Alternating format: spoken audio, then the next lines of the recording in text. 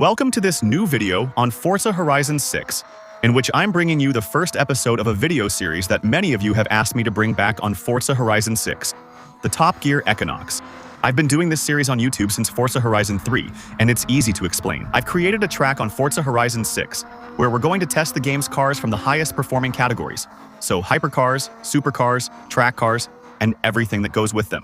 A single track where, episode by episode, we'll test all the most high-performing cars in Forza Horizon 6 to create a ranking of those with the best lap times, and simply, over the next few weeks, provide a list of the fastest cars in Forza Horizon 6. I hope the return of this concept on Horizon 6 will make you happy. If that's the case, don't hesitate to show it by giving this video a lot of likes, really, as many as possible, and by subscribing for the next videos, because obviously I'll be releasing quite a few videos in this series over the next few days. If you want to try out this track yourself to test your own cars and your own setups, you can find it either with my username, Eckinox, or with the event name, which is Top Gear Eckinox. I don't know why, but on Forza Horizon 6 it seems you can no longer get those little codes you could give to other players, that they could enter and find directly. That's the first question. I can't find it here, but you can find the events elsewhere with this info. Also, in these videos, we first test the stock car, then test with upgrades, and then, if there are some more extreme upgrades like an engine swap or the possibility to change the entire transmission, we'll test it a third time with those ultimate over-the-top upgrades. So, I'll let you tell me in the comments what you think about this Top Gear Eckinox track for Forza Horizon 6. I'm pretty happy with it because I think the track is quite balanced. There are still some tight corners, and there are some wider turns where you'll really be leaning in. Some straight sections let you test the car's top speed.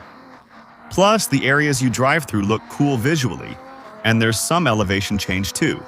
Honestly, there are definitely worse places, especially in terms of countries and scenery.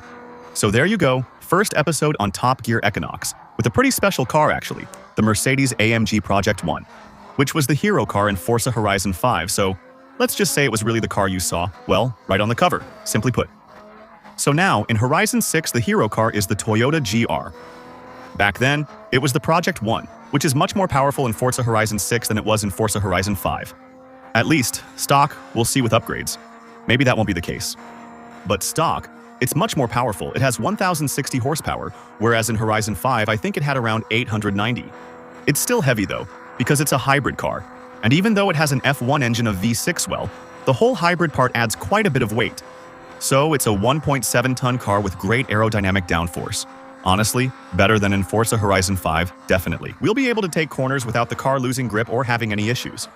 It's also a car that brakes well. However, it's true that the car pushes a little wide. This means the car's front is slightly pulled outward in the corner. So, we'll try to fix that. But actually, stock, it seems much faster to me than the stock Project 1.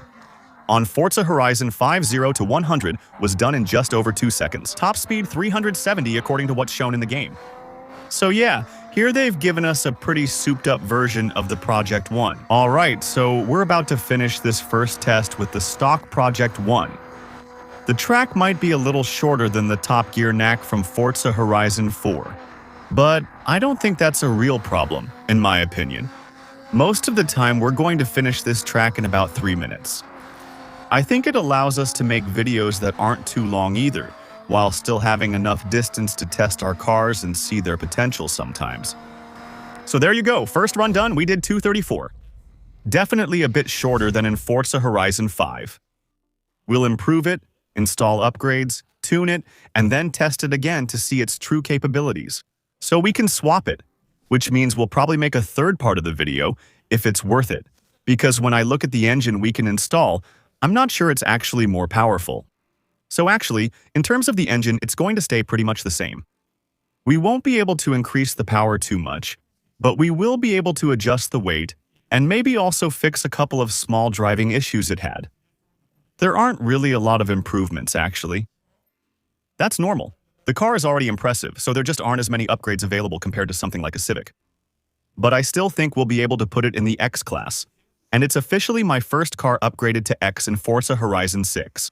So here we're fully upgrading it, the power stays the same, but we lose 400 kilos, and especially the lateral Gs are at 3, which is huge compared to this same car in Forza Horizon 5. So I really think they've massively improved it for Forza Horizon 6. So let's go test our upgraded Project 1 and see how much time we gain. I think we're going to gain quite a bit, honestly. In my opinion, the car is going to be much faster, and actually, I think it's also going to be much faster than it was in Forza Horizon 5 with the upgrades. And honestly, I find it a bit of a shame, even kind of sad, because in Horizon 5, that was really this car's moment. Like, it was the car you saw everywhere, the devs even put it on the cover and everything that goes with it. And actually, it wasn't even a good car. Players didn't use it much. They drove it at least once, let's say, just to have tried the hypercar at least once. Forza Horizon 5. But there were so many hypercars and supercars that were better than it that, in the end, it really wasn't such an interesting car to drive. On top of that, it's true that this car, with its V6 sound, which is actually better in Horizon 6 than in Horizon 5, had more of an F1 V6 sound. I think it was also driven less for that reason, because in Horizon 5 it really didn't make any sound at all. It was very quiet, while nearby Koenigsegg's and Bugattis with bigger engines were cooler to drive and much louder. But clearly, it's a beast. I don't know if it's just the upgrades or if the tuning also played a part, but we have a car that's much better in corners. In a straight line, maybe it's a little worse, because the fact that it has more aerodynamic downforce will slightly lower its top speed. But that's not a problem, because it will still allow us to go much faster through most of the corners, and to gain quite a bit of time on the overall lap time. Yeah, but it really has insane handling. Wow, yeah. Okay, it's still a beast. It's really way better than in Forza Horizon 5, no contest. It doesn't even feel like the same car. It's so different. This one truly feels like an F1 car. If it had been like this in Horizon 5, we probably would have used it much more. It's braking too. And for your information, this car, it has a somewhat unique feature that you can't use in races, but you can use when you're in the open world. It only works if you don't upgrade the car, but if you leave it stock, you can actually press the left stick button on your controller when the car is stopped, and it will change the driving mode of your car. It will switch it from circuit mode to sport mode. In circuit mode, the spoilers are always deployed to maximize aerodynamics, but in sport mode, it retracts the spoiler, and as a result, it gains quite a bit in top speed. But guys, the difference in lap time is huge. We gained almost 15 seconds. We'll still test it with the swap, though I'm unsure if the swap we can install on this car is actually better performing. We'll see. Maybe we'll be surprised. I'm not sure we can improve on the 1,000 horsepower we have. We'll see. So 720 horsepower stock, but can we boost it? Yes, with available parts. So, scratch that. Maybe since we have a lot more upgrades available, we'll go even higher. But it's not just about the weight. Well, let's say it's not just the engine power to consider. There's also its weight. And it's true that it seems pretty heavy. We've gained almost 100 kilos compared to before the upgrades. So even if now, yeah, we finally have a bit more power. We have 1,200 horsepower. We also have a car that's 200 kilos heavier. And by the way, you can see the performance index. We can't get back up to X class anymore. We'll see. But we might have worse handling and a better car in corners. A better car on the straight. Let's go and see. I think that's exactly what will happen. The car will accelerate harder. It's totally different, but the sound is really cool. I don't know where this engine sound comes from. It's true that 4-liter twin-turbo V8s are in so many modern cars that it's hard to really know where it comes from. I think it's a Mercedes engine too. Maybe it's the engine from the latest generation C63S, something like that. It's true it's heavier, but you honestly don't notice it. I don't feel like I'm driving a heavier car. And honestly, when it comes to handling, there's no problem at all.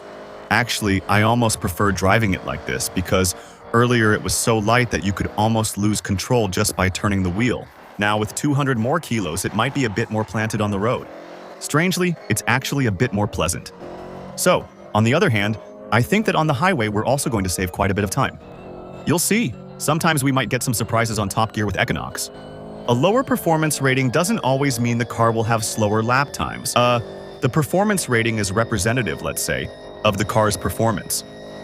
If you take a car in R class, it's definitely going to be faster than a car in D class.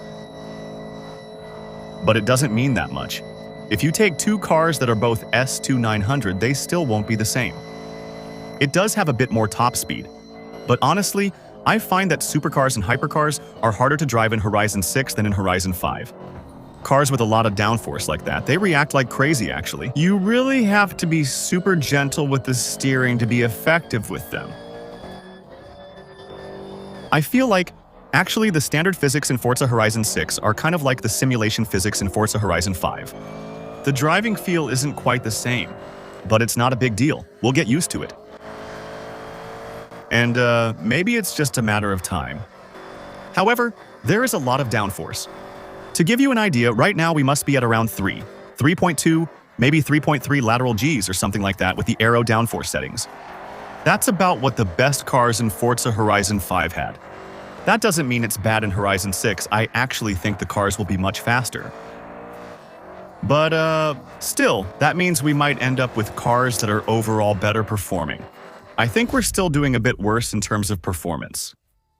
So yeah, it was probably better performing without the swap, but I prefer driving it with the swap because it's actually easier to handle, simply put, maybe a bit less extreme. So there you go. I hope you enjoyed this little video about the return of the top direct gear Eckinox Horizon 6. If you liked it, don't hesitate to show it by following me on Twitch for the next live streams. Also, feel free to use your Prime to support my channel. I'll include my Strong Gaming link below this video, so you can buy games for less and support my channel. Obviously on Strong Gaming, you'll find Horizon 6 at 30% off, but there's also Game Pass, PSN cards, and all the other games. So don't hesitate to take a look, and remember this link when you have games to buy. It always helps out, plain and simple. Thank you, and see you soon. Bye.